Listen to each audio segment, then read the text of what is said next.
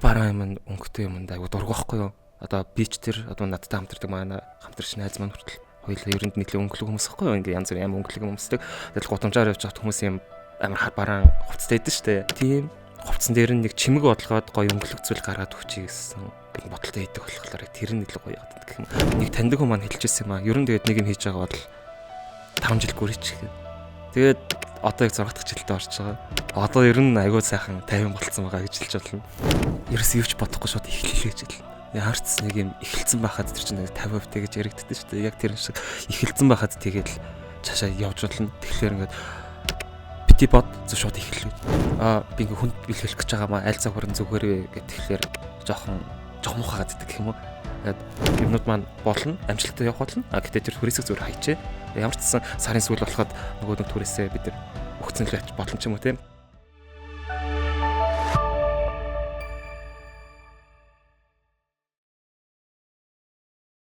Сайн мэцхан Happy Workplace подкастын маань Walkie Talkie болонгийн шинэ дугаар эхлэхэд бэлэн болоод байна.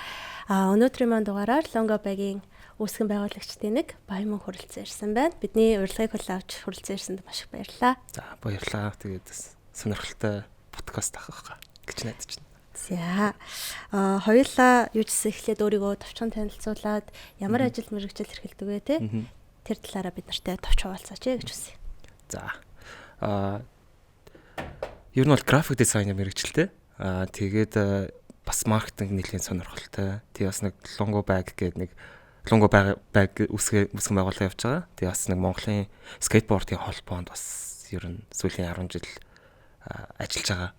Нэг тиймэрхүү юм хийдэг гэх юм уу. Айгу олон төрлийн юм хийдэг амар болно. Тийм. Тэгээд жоохон экстрим спортын дуртай гэх юм уу. Тийм нэг тиймэрхүү л хүн байна дөө. За nice. Хоёулаа Longo Bag-ийг эхлүүлэх болсон түүхээсээ ярилцуулах сонирхолтой байх гэж бодлоо. Хэдэн онд үүсгэн байгуулагдсан бэ? Яг түүхэн юу юм бол магадгүй нэрнийх нь цаадах тий түүх байвал бас их сонирхолтой. 2-3 түүх ярих нэ тэгвэл. Нэрнээс нь эхэлчихээ дөө. Нэр нь зөөр юу ажилласан? Кофе уугаа суужгаад. Тэгээд Longo гэд кофе идэг байхгүй юу?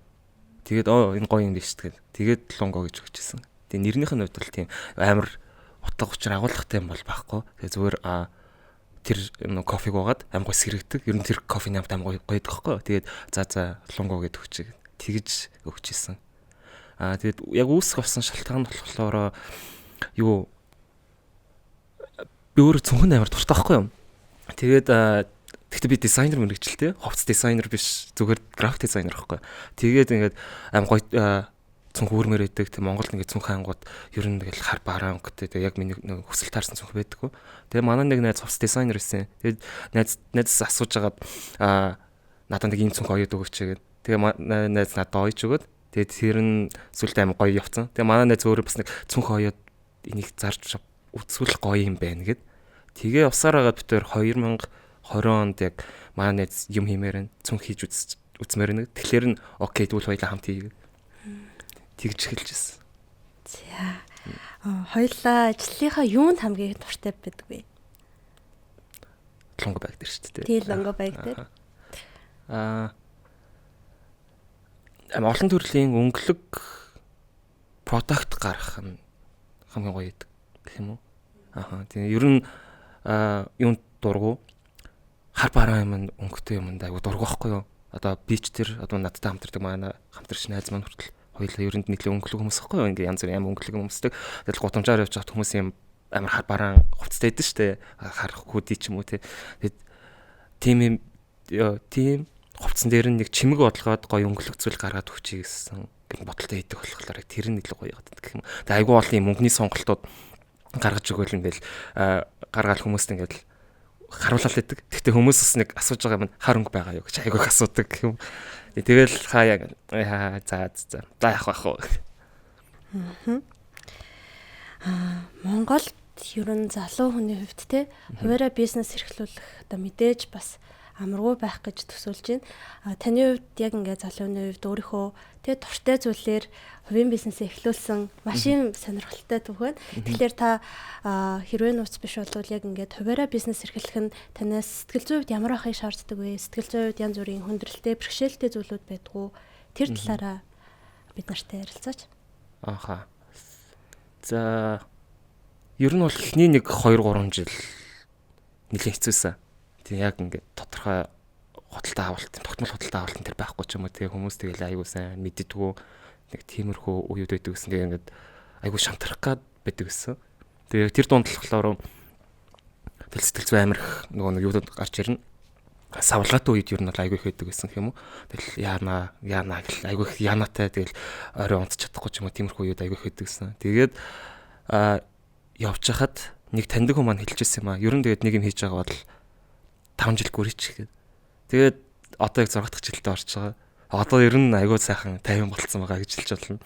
Тэгээд тэр дундаас нэг сургамжтай зүйл нь гэх юм бол одоо ингээд шинэ бизнес эхлээл явгуудад түрээс төлөх мөлөх гээл айгүй их асуудал гарч ирж штэ материал авах ч юм уу. За хамгийн энгийн жишээ бол бизнестэй гарч ирдэг юмуд бол түрээс идэг. Тэгээд явахлаар за энэ сарын түрээсийг явах уу, дараа сарын түрээсийг явах уу ч юм уу те. Нэм түрээсийн бодолтой ингээд орчихлоор зөвхөн тэр нөгөө нэг түрээсээ төлөх гээд тэр ажил хийгээд байгаа юм шиг тийм мэдрэмж төрөөд идэг гэх юм уу. Тэгэхээр зөв тэрээгээ хаяад зүгээр юмнууд маань болно, амжилттай явах болно. Гэтээ тэр түрээсийг зүгээр хайчээ.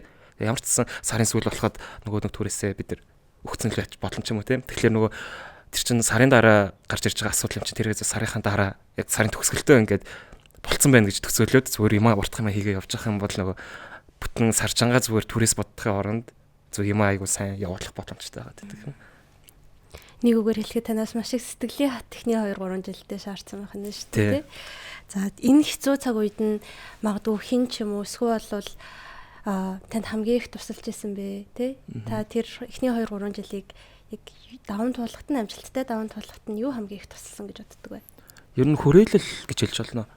Тий. Айгүй хүрээл худалдаа авалт айгүй сайн хийгээд ч юм уу нэлээд дэмтэйсэн гэж хэлж болно. Одоо ингээд танах хэвээр айгүй гоё шүү гэдэг. Тэгэл хүмүүс санал болгодог ч юм уу тий. Ажлынхандаа санал болгодог. Эсвэл ер нь хүрээллийнхэн ингээд худалдаа авалт хийцэн ингээд үүрцэн явж байхад таньдаг хүмүүс нь харангуйтаа ямар гоё ханаас авсан ингээд тэгээд нөгөө нэг хүнээс цаашаа ингээд салбарлаад ингээд явцсан гэж хэлж бодлоо.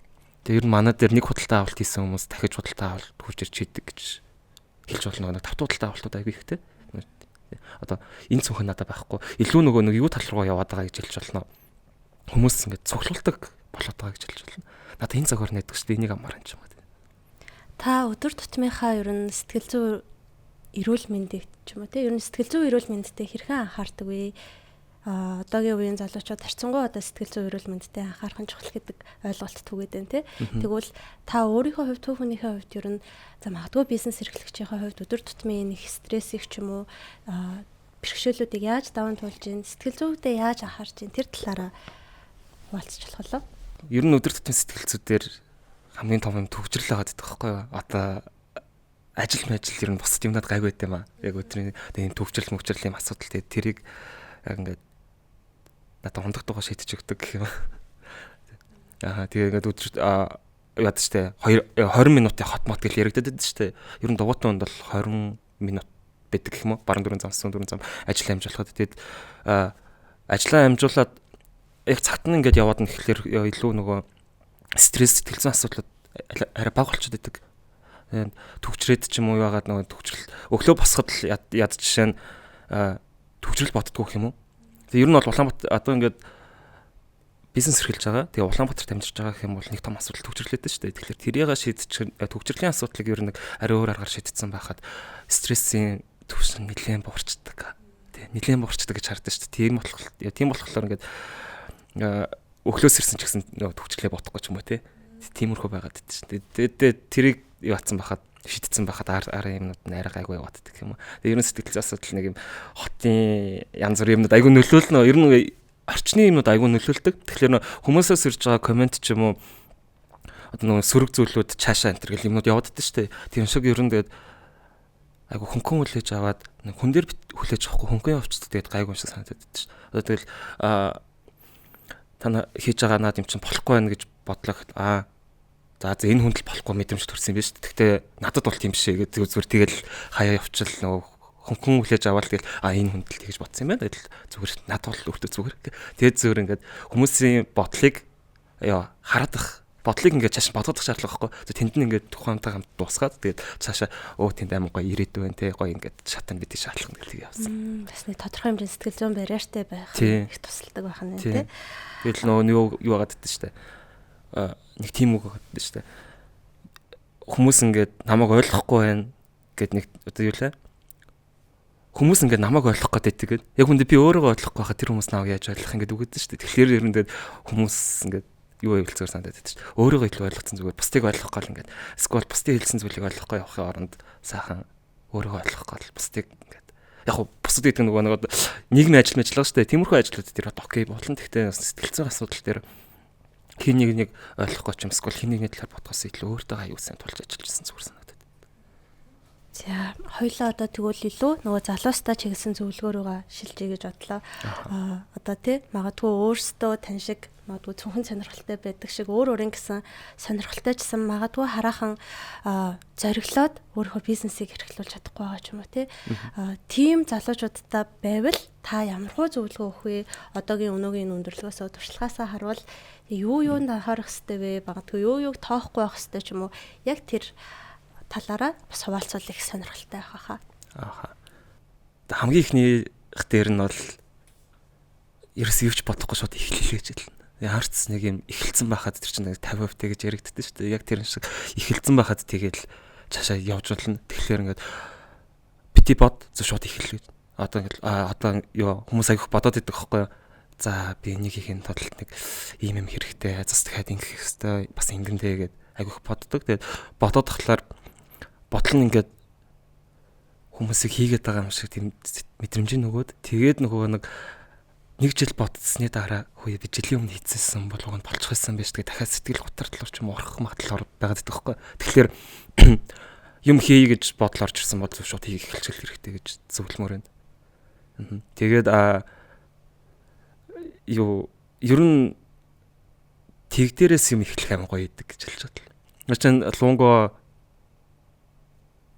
50,000 төгрөгнөөс эхэлчихсэн шүү. 50,000 төгрөг. Яг ойдлын машин нь байсан. Тэгээд материал утас бүх юм аваад тэгээд 50,000 төгрөгнөөс эхэлчихсэн.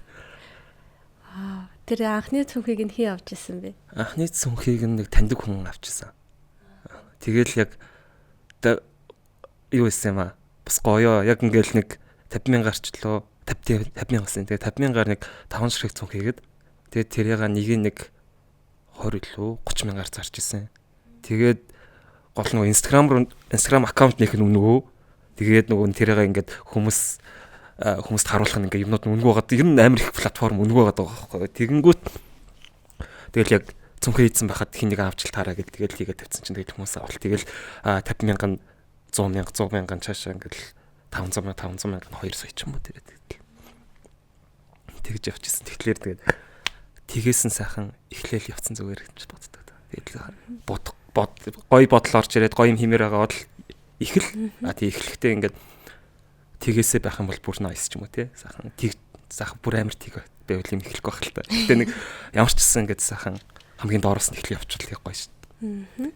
Тэгвэл хөрөнгө оруулалт нь тэр хүлээгээд байх юм бол тэг хэцүү. Тэг хөрөнгө оруулалт авчлаа гэж бодох юм бол ямар нэгэн байдлаар өөр хүний хараа тутлах болон магадaltaй. Тэгэхээр бас жоохон ийм өөр хөрөг чөлөөтэй ажиллаж чадахгүй юм уу? Тийм байх магадaltaй байна. Танд өөр зөвлөгөө байна уу? Өөрөө багаа сонгохоос өмнө ер нь ганцаараа аягүй сайн ажиллаж явах хэрэгтэй гэж боддог. Ганцаараа юм хийж үзэх хэрэгтэй.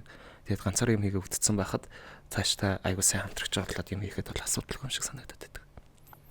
Тэгээд бас ер нь жоох нэг юм ганцаараа би гэж хэлээд байдаг гэж магадгүй шүү. За миний хувьд тэгчих юм бол амар гоё яагаад гэдэм нэг юм одоо ажил дээр гараад цаашаа нэг дөнгөж залуус маань ингээд юу яаж байгаа шүү дээ. Их сургуулаа төгсөөд тэгээ ажил дээр гарч байгаа шүү дээ. Тэгээ ажил дээр гараад ингээд цаашдаа явах юм бол ядаж нэгээс 2 жил ганцаараа амьдраад үтсчих хэрэгтэй гэж боддог гэх юм уу. Тэгээ нөгөө нэг ганцаараа байгаад айгуу цаа нэг тийм гоё юм тайван шүү дээ. Амгалан тэгээ ер нь бол бүх хийж байгаа үйлдэл чинь одоо өөрөөс нь хамааралтай тий. Өөрөөс нь хамааралтай болохоор өөртөө хамгийн тухтай байдал үүсгэж чинь. Өөртөө тэгээ тухтай байдал үүсгэж юм бол цаашдаа ер нь би хэрхэн тухтай байх боломжтой вэ тий. Хэрхэн ер нь амьдрал авч явах боломжтой гэж юм уу тий. Тэр хүн бодол аягүй сайн бодох хугацаа гарч ирдэг гэж хэлж болно. юу адаг л та гэр бүлтэй ч юм уу скол тэгэл найз охин их нэртэйгээ хамт амьдраад ячаа бас нэг нөгөө хин нэгнээс хамааралтай болохоор хамааралтай болохоос өмнө ганцаараа амьдрал үзчих юм бол айгу зүгээр идэв шүү гэж зөвлөх юм. Тэгээ яг тэр нөгөө мэдрэмж нь ингээд үзчихэж мэдэрнэ л гэж хэлэхээр яг амаараа хэлэхээр бас айгу хэцүү санагдчих. Тий. Аяг нэг гоё тайлбарлаж чадахгүй юм уу? За баярлалаа. Лонго байгийг одоо эхлүүлсэн жилийн хугацаанд таны магадгүй сэтгэлд хамгийн одоо ойр улцсан тийм хайртай дурсамж ч юм уу таныг одоо хамгийн сэтгэлд нь дулаан мэдрэмж төрүүлсэн тийм мөчөөсөн болвол тийм хуваалцаж болох болов уу? Ер нь баг бүх шин загвар гарах болгонд яг тийм мөчөөд идэг гэж хэлж байна. Яг хараал нэг юм нөгөө одоо нөгөө миний хүүхэд гэж ярьдэн штэ тэрэн шиг л ингээд ямар гоё юм бэ. Тэгээ яг бүх шин цүнхнүүд гарах болгонд айгуу гоё тийм мөчөөд хаппи мөчөөд идэг. Тэгээ тэрэн дээр нь одоо яаж зураг авалтаа хийх вэ? Тэгээ яаж хүмүүст хүргэх вэ? Тэгээ энийг авсан хүмүүс яг ингээд ийм сэтгэлдэлтэй байгаасаа ч юм уу тийм мэдрэмжүүд орж ирдэг. Айгуу гоёор хүлээж аваад байнга өдөр тутамдаа үүрээсээ ч юм уу те. Яг тийм мэдрэмжтэй. Тэгээ лонгод яг нэг баримталдаг юм нь болохоор хүмүүс бэлгэнд бити аваасаа гэж боддог. Одоо ингээд би ингээ хүнд бэлгэлэх гэж байгаа маа аль загвар нь зүгээрээ гэттэгэхээр жоохон муухайгаад идэх гэх юм уу. Өөртөө гоё өнгө нэмээд өөртөө гоё байгаад тэгээ өөртөө зориулаасаа гэж боддог. Тэгээ хүнд нөгөө бэлгэнд өгчих юм бол тэр нэг харанхуй өрөөний болонд ч юм эсвэл хаалган дээр үлгөхтөөд тэгээд бүтэн жил байж байгаа санагдаад идэх байхгүй. Тэгэхээр ингээ бэлгэнд авч байгаа хүмүүс бэлгэнд авна гэж авахлаар жоохон мохот гэхдээ яг энэ бол өөртөө зориулаад авал танд хамгийн гоё гэх юм. Тэр нь хамгийн гоё. Ааха. Тэгвэл ерөнхийдөө магадгүй өглөөсөөс 5 хүртэл нэг офисын ажил хийдэг ч юм уу те. Та тийм одоо яг амьдралын хэв маягт, ажлын хэв маягт ажиллаж үзчихсэн үү? Хэрвээ үзээгүй бол таны бодлоор одоо ингээд хуваараа бизнес эрхлээд юм чөлөөтэй байх нь ямар давуу талтай вэ? Танд ямар тийм давуу талууд амьдралд нь мэдэгдэжсэн бэ? Ааха. Би ихтэй юу ажилласан? Бараг 6 жил Exos 6-гийн оронд ажил хийжсэн. Тий, ажиллаж гаад тэгээд сүүлийн 3 жил яг илүү чөлөөтэй болоод илүү лунгоор илүү анхаарат ч юм уу тий. Ажил хийж явж байхад үедээ лунгог яг үүсгэн байгуулах явжсэн. Тиймсэн. Тэгээд Exos 5 бодлоод илүү нөгөө нэг юм хуваараа бизнес болоод эхлэхлээр юу юм бэлээ? Нөгөө илүү унтах цагаа өөр шийднэ. Тэгээ илүү ямар үе чөлөөтэй авах юм уу те. Тэгж харагддаг. Тэгээ яг хүмүүсийн нүдэнд болохоор амар юм ажилгүй харагддаг юм шиг байгаа. Яг үндэ зарим өдрүүдэд 24 цаг ажилласан хэвтлээдэг. Чинь нойргүй хонсон удаамууд хүртэл айгүйх байгаад байдаг байхгүй. Яг нэг талаас ингээд сошиал орчинд харагдахтаа айгүй завтай юм шиг харагддаг. Ингээд чөлөөтэй яваад байгаа юм шиг. Гэхдээ нөгөө талаас Exos 5-аас илүү их ажиллаад байх тохиолдлууд айгүйх байгаа.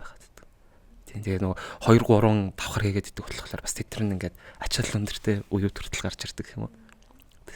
Тэгтээ яг хамгийн гоё юм нь ажиллаа сууж хагаад жоохон тухгүй болоод ч юм эсвэл нэг жоохон стресс мэдрэгдээд эхлэх юм бол тэрийг хаяад ингээд дуугаа унаад ч юм уу нэг жоохон салхилаад буцаа орж ирэх боломжтой. Exos 5 хооронд ажилдаг ах үед л болохоор тийм боломж авахгүй. Яг тэндээ ингээд гацаад нэг зүйл дээр гацаад тэгээд яах вэ гэдэг юм орж ирэхгүй байсаар агаад орой 10 11 хүртэл ажил дээрээ суудсан тохиолдол байгаад идэгсэн байхгүй өмнө. Тэгэхээр нэг тийм байна да. За маш сонирхолтой түүх байна те. Одоо ерөнхийдөө подкастын маань төгсгөл ер нь төгсөж байна. Тэгээд энэ подкасттай уурсан хүн болгоноосоо яг нэг асуултыг асууж төгсгдөг байгаа. Тэр нь юу вэ гэхлээр таны хувьд happy workplace буюу аз жаргалтай ажлын байр гэж яг юу хэлэх вэ? Магадгүй одоо хүн болгоны хувьд ажлын байр гэдэг зүйл хаана юу хийдгээс нь хамаарат өөр байх. Тэгэхээр таны туршлагаар ажлын байранд юу хамгийн чухал вэ? Юу хүнийг хамгийн их аз жаргалтай болгож урт хугацаанд нь хийж байгаа зүйлдээ дуртайгаар амжилттайгаар хийхэд нөлөөлдөг вэ? Гэсэн асуулт байгаа. Тодорхой ажлын байр аз жаргалтай юм уу? Арай аз жаргалтай байх боломжтой гэж хардаг юм. Яг нөгөө юунууд байгаа шүү дээ. Шинэ ажлууд ч юм уу эсвэл одоо манай мэрэгжил дээр болохоор шинэ концепт, шинэ дизайн, шинэ брендинг хийн гэдэг айгу тийм юм гарч ирдэг байхгүй. Тэрэн дээр нөгөө судалгаа хийгдэнэ гэж тодорхойгүй юм айгу их байдаг. Гэхдээ нөгөө тодорхой гэдэг нь өнөөдөр хийх ёстой ажил чинь энэ шүү гэдэг нь айгу тодорхойгаад байх юм бол илүү зүгээр байдаг гэх юм уу. Тэгээд одоо дарга нар менежерүүд ч юм уу те 3-аас хойшоо ажил өгчүүд ч юм уу эсвэл 5 цаг үед нэг ажил өгөөд наадах өнөөдөр хөөрэй гэдэг жохотохгүй санагдаад байдаг юм. Тэгэхээр нөгөө тэр хүмүүс ч өөрсдөө аягүй сайн жоохон өөрийгөө менежмент хийгээд те ажлаас аягүй сайн менежмент хийж ажиллаад тэгээд байх юм бол илүү тийм аз жаргалтай ажлын байр байх боломжтой гэж хардаг. Одоо чинь хүмүүсийг нөгөө нэг 9-5 хүртэл суух хэрэгтэй байгаа шүү дээ. Одоо чинь яг нөгөө нэг ажлын байранд ирэх юм бол яг гэхдээ нөгөө юунууд байгаа. Уян цаг гэл 8-аас 10-аас тэгээд орой 5-аас 7-аас тарж болно гэдэг тиймэрхүү юмнууд байгаа ч гэсэн ер нь ямар нэг ажил хийж байгаа хүнд бол бүх зүйл нь аягүй сайхан тодорхой байгаад өнөөдөр бид яг цагтаа тарж болдог. Цагтаа ирээд цагтаа тарж болдог байх юм бол аз жаргалтай гэж хэлж байгаа юм байна. Бусад юмнууд нь бол тэгэл дагалтай хүрээд ирчих шүү дээ. Кофе юмнууд тэгээд хоол моол гэлтэх юм бол мэдээж тэгэл дагалтай хүрээд ирчих болно. Хамгийн гол юм дээ. Бүх зүйл нь аягүй сайн тодорхой байгаад байх юм бол илүү аз жаргалтай ажлын байр гэж гарч болохоор тэрхүү тодорхой байдлаа өөрийнхөө ажлын байр дээр өөртөө үүсгдэг гэсэн үг шүү дээ. Одоо юу? Одоо бол тийм өөртөө үүсгдэг ш. Тэгэл за өнөөдөр за тэгнэ тэр ажлууд байна. Тэгнэ одоо ийм юмнуудыг хийнэ гэж сайхан нэг өдрийнхөө юмнуудыг тодорхойлгоод тэгэлэг тодорхойлоод тэр нь ингээд хийгээд бас дуусчих юм бол орой чөлөөтэй. Тэгээд сайхан гарч гүүх гүүбэлгүүн тэскол найзтайгаа уулзсан гэл тиймэрхүү. Тийм сайхан тодорхойлгож байгаа бүх юм надаа. Гэхдээ тодорхойгүй байх чинь бас айгүй хэцүү. Одоо ингээд юун дээр хуваарь бизнес эрхлээл явахаа тэнгууд бас давхар клиент байгууллагуудтай харьцаж байгаа.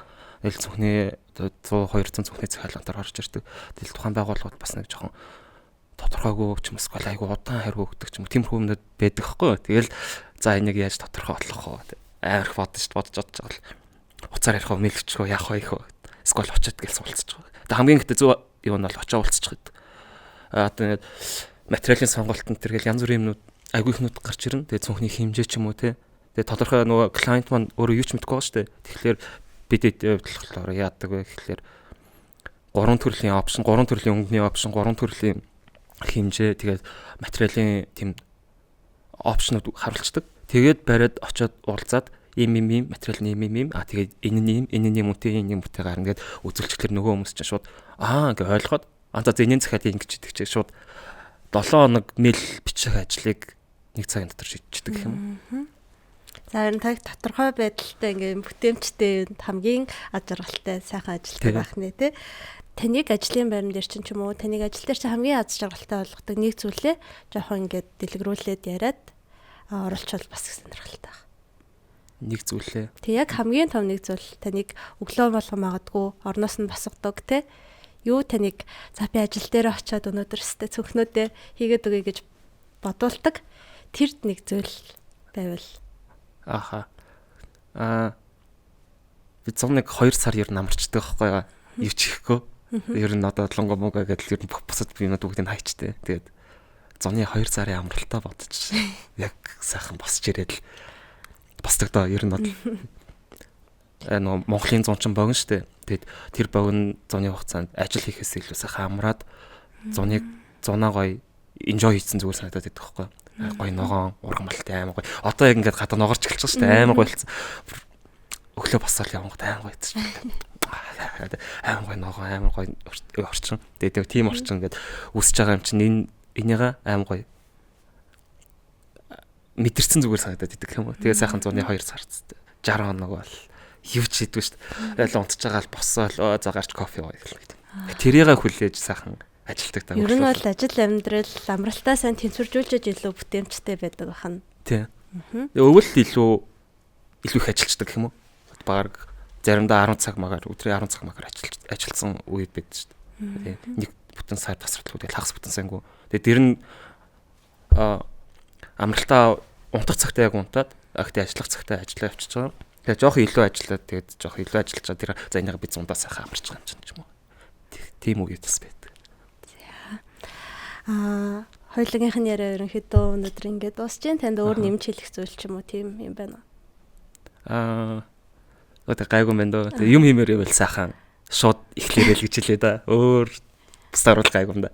За бидний урилгыг хүлээж аваад хүрэлцэн ирээд өөрийнхөө туршлага туршлагыг хуваалцаад залуустаа бас зөвлөхөө гэсэн танд дахин маш их баярлалаа гэж хэлмээр байна. За намайг ч өөр ч оролцуулсанд баярлалаа. За тэгээд цаашдын ажил амьдралд бүр маш өндөр амжилтыг хүсье. Тэгээд Лонго баг нь илүү гоё том болоод илүү олон хүмүүсийн амьдралд өнгө нэмээсэ гэж ерөөё бас хүсье. За баярлалаа. Таад ч бас амжилт хүсье. Тэгээд подкаст нь бүр илүү олон хүмүүс хүрч ирээд тэгээд илүү олон байгууллага, илүү олон хүмүүст хүрээсээ, илүү олон хүмүүст өөрийгөө нөгөө нэг ажлын байран дээр яаж тогтвортой гоё ажиллаж болох вэ тэрийг олоосаа гэж хүсэж байна. За баярлалаа. За Happy Workplace маань Walkie-talkie болонгийн энэхүү дугаар өндөрлж байна. За дараачихаа дугаараар эргээд уулзцгаая.